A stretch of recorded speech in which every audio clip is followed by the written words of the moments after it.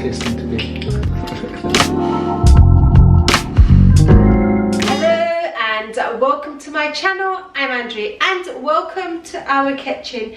Rico, my husband, is here to cook up another delicious recipe for us. Today we're going to do things slightly differently. We are not going to review a wine, but what we are going to do is Rico is going to show us how to make one of the favourite aperitifs that we used to serve in the restaurant.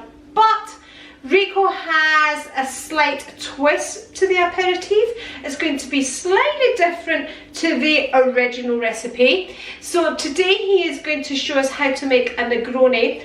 I had made this lots of times in the restaurant for our customers, but had never ever tasted it. And today Rico made one from WARE, and I found it really, well, he made the original recipe for me, and I really found it quite strong. But he wanted to make me the original recipe just to see the difference with his adaptation. But like I said, I really found it quite strong, and the original recipe's really not one for me. It was quite a short drink as well, wasn't it? And you really couldn't take a big gulp of it. And if you see me drinking my wine, I kind of like a big gulp of wine. So he's adapted the recipe, and it is absolutely delicious.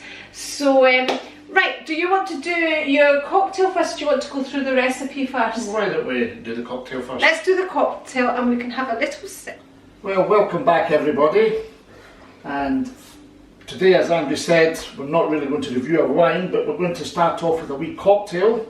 And what we're going to have is our take or my take on a Negroni.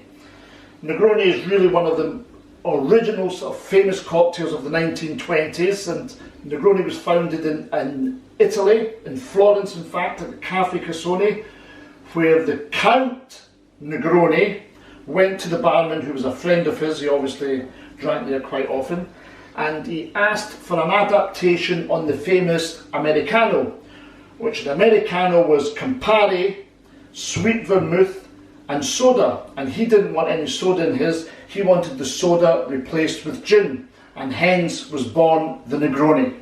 For those that don't know what sweet vermouth is, it's, for example, Like, well, this is Martini. right, okay. Okay, it's Martini sweet, Martini Rosso is a sweet vermouth. Okay. Yeah, and Campari is a bitter, and we're using Gordon's gin. So we're going to put the cocktail together now. The traditional recipe is equal parts sweet vermouth, Campari and gin, stirred in ice, and then a wee twist of orange added, and some people even add a slice of orange, which we're going to do today as well. So as I said, those are the three main ingredients of a traditional Negroni, but we're going to add a little bit of ginger ale at the end, just to make it a slightly taller drink.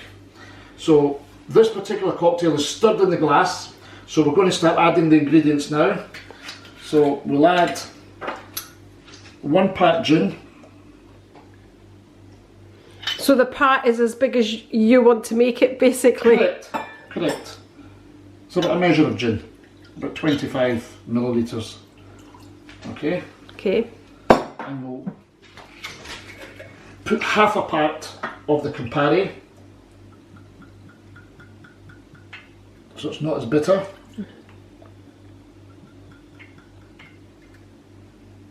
And I've noticed you've not put the ice in yet.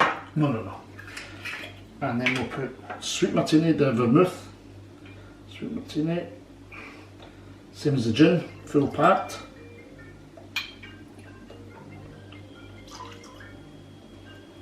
And now we'll add the ice.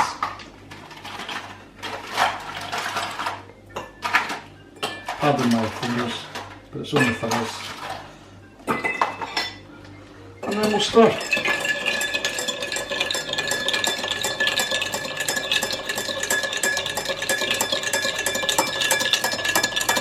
Good start.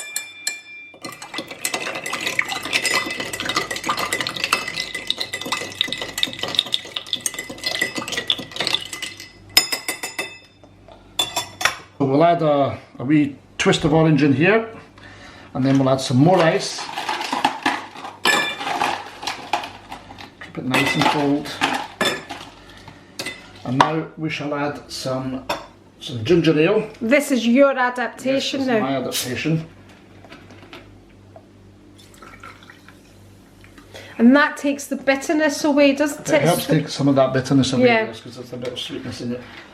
Okay, we'll just give it another wee... So if you like your drink quite bitter, then I suppose you go without the ginger ale. Yeah, well, you're going to put a traditional Negroni with a more Campari in it, so it would make it more bitter, but I put less Campari. Okay, so that's then ready, and we'll just add a wee slice of orange just to... for a wee bit of decoration. And there you are, darling. Chin chin. Cheers. Very nice. Now my turn to taste. Cheers. Yeah, I definitely prefer it with the ginger ale. I found it far too bitter without the ginger ale and really quite strong, whereas this I could sip away like, yeah, But- maybe too easily. Can I just add to that? The more ice you put in and the longer you stir it, the more the ice will dissolve And the weaker it gets. and the weaker it gets. Yeah. So today we're going to cook some halibut and scallops in a Mediterranean style sauce. We're going to accompany that with some Jersey Royal potatoes, and we're also going to make a little garlic bread with the garlic butter we made a couple of weeks ago. That's halibut fillets there and scallops. The halibut's been skinned, so there's no skin on the halibut at all.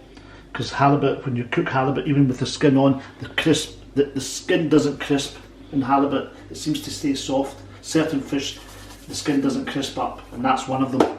Anyway, for the sauce we're going to use some onion, sweet pepper, garlic, some chopped plum tomatoes, kalamata olives, some capers, and we're going to use some oregano and parsley. What's this here? This is some chives for the potatoes. So as a side, We're going to have these new Jersey Royal potatoes. We're just going to boil them and just add some butter and some chives to them. okay, and that's the chives there. Yep. And here's our bread and our garlic butter. And we do have a recipe for the garlic butter. All you have to do is check on the Rico Cooks playlist. There we go. Rico's just putting the potatoes in to boil. So again, these are the AMC pots, so we don't cover it with water. You would in a normal pot just cover the boiled potatoes, water, and boil. So all root vegetables, cold water, all vegetables that grow above the ground, hot water. He's now prepping his bread, ready to toast on the one side and then garlic on the other side. So that's the potatoes cooked, and as you can see they're basically steamed. Oh, my camera's steaming up, and they are ready. There we go, nice and perfect. So they're just staying warm in there whilst Rico cooks the fish, which isn't going to take long at all. So we're going to start with the sauce. We'll get that on the go. About a tablespoon of, we'll just use olive oil today. That's a couple of tablespoons of olive oil in there. Just going to heat the olive oil now. That's the oil now ready. So adding the onions. So we're just going to soften the onions, and then we're going to add the peppers and the tomato. So we're adding the dried oregano just now at the start of the cooking, so we can get all the flavours infused into the sauce. About a teaspoonful. Add the garlic. Just adding the garlic to the onion. This is a garlic paste we're using, so just start to add some salt.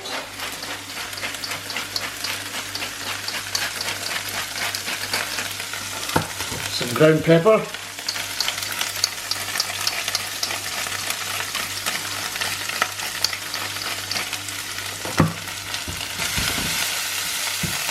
And now we'll start adding the peppers. Just soften them a little as well before we add the tomato. The nice colours in this dish with the peppers, the tomato, the onions, the olives.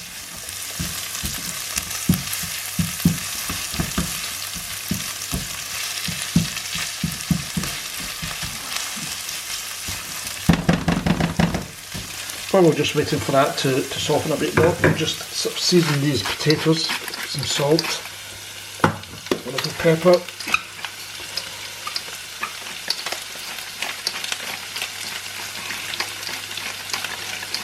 While the pan's nice and hot, we'll just add some butter as well to it. So obviously if you were using water to boil your potatoes, you would have drained the potatoes at this stage. And we'll just put the chives in now as well.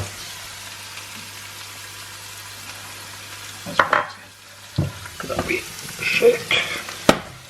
Put the lid back on, and by the time we're ready to eat, the butter will be nicely melted. Oh, it's okay, so let's go in with the tomato as well now.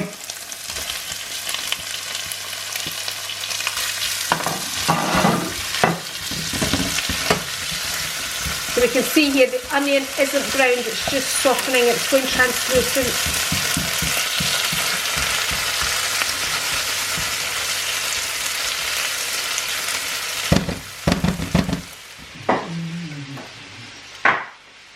Oh, it tastes even nicer now that it's kind of sat with the ice and everything.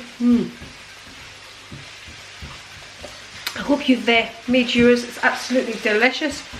Especially with that ginger ale, and we're not having that with our fish today, just in case you wondered, but I'm sure Rico will tell us what he's decided we're going to have. Oh, yummy. Taste the orange through it as well, it's absolutely delicious. So Rico's now going to add olive oil into the pan to get the fish ready. So we're going to heat the olive oil. That's still on the stove. Get the olives in here as well now. They just need to be softened up. When the olive cooks off, it gives a lovely flavour. And it also adds saltiness to it as well, doesn't it? Yeah. Rico's just adding some wine. Little parsley to it. Chopped parsley. And the capers.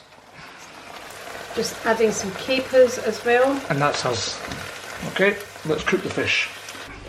That's the oil ready now. So the halibut is going into the pan. When I put this in the pan, I'm going to put it what would have been the skin side down, as if I was cooking fish with the skin.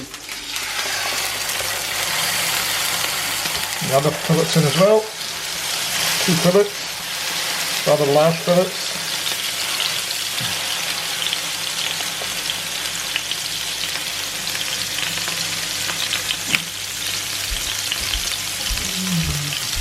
Some salt on the halibut.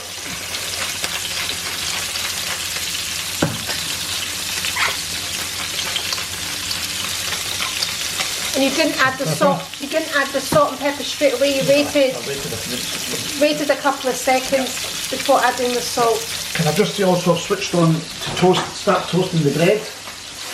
Ready for the garlic bread on the one side. Okay, I'm going to turn the halibut now.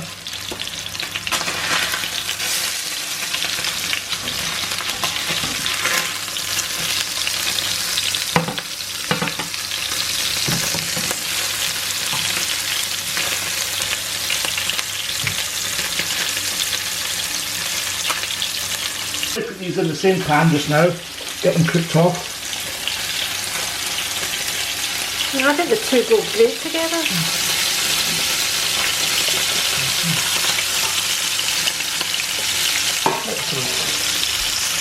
Salt and scallops, pepper.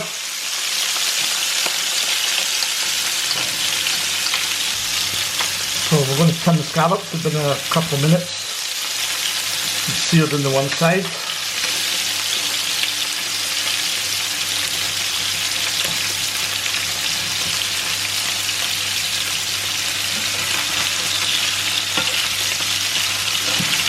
It's all looking good. That's the bread out the oven, so it's just toasted on the one side. So this was just putting the garlic butter now on the untoasted side. It was the video with the prawns, garlic and prawns. Yep. Some lemon juice.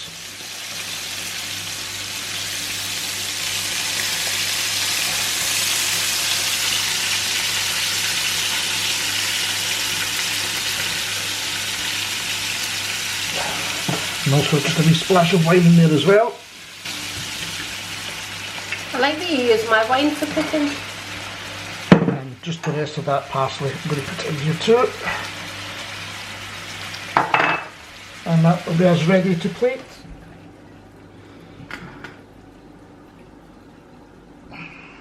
It's a halibut. The scallops. So you just add in some of the stock from the fish into the sauce? Yeah, just from the deglaze of the pan.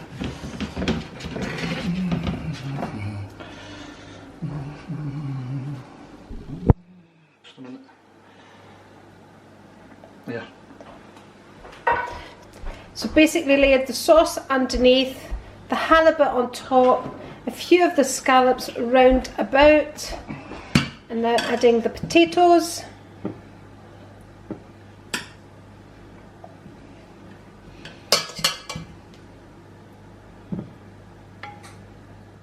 Well, cheers everybody.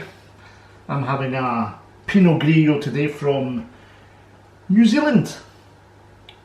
And Andrew's having Sauvignon Blanc. Chin chin. Cheers.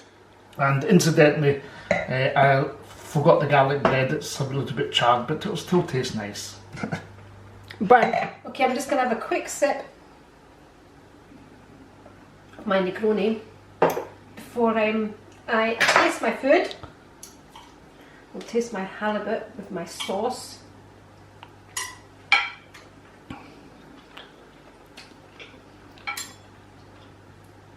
Very nice. Some scallop.